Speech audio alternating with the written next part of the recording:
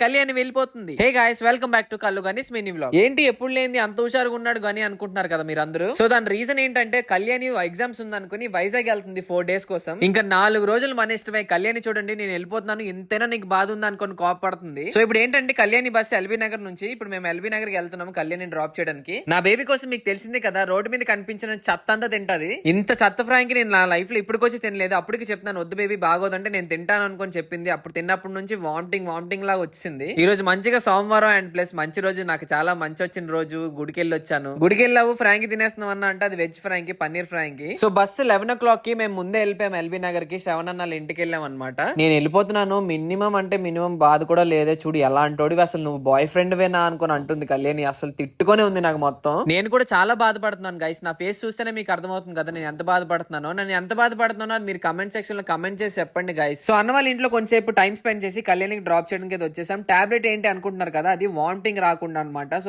కళ్యాణి ఒక్కదే ఉంటది కదా బస్ లోని, సో వామిటింగ్ రాకుండా టాబ్లెట్ అనమాట అది. సో బస్ అయితే వచ్చేసింది, నేను వెళ్ళిపోతున్నాను చూడండి అంత హ్యాపీగా ఉన్నాడు అనుకుని చెప్తుంది. బస్ ఎక్కినప్పుడు మాత్రం ఫుల్ గా ఎమోషనల్ అయిపోయింది కళ్యాణి, చాలా ఏడుపు ముఖం పెట్టేసింది. సో ఇంకా బస్ ఎక్కిన తర్వాత ఫుల్ గా ఏడ్చేసింది. ఎందుకంటే ఎప్పుడు అలాగా మేము వేరే ఉండం కదా. నార్మల్ గా ఇంటి దగ్గర వాళ్ళ ఇంట్లో తను, నేను మా ఇంట్లో నేను ఉంటాను తప్ప వేరే స్టేట్ లో అలా ఉండం కదా. సో ఫుల్ గా ఏడ్చేసింది అనమాట కళ్యాణి. సో నేను కూడా చాలా బాధపడ్డాను, ఎందుకంటే మేము అందరూ కలిసే ఉంటాం కదా ఎక్కడికి వెళ్ళాను. సో 4 days తర్వాత మళ్ళీ హైదరాబాద్ వచ్చేసేది కాబట్టి ఏం టెన్షన్ పడవసరం లేదు. మరి మా వీడియోస్ మీకు మళ్ళీ రావాలనుకుంటే మా ఛానల్ ని సబ్స్క్రైబ్ చేసుకోండి.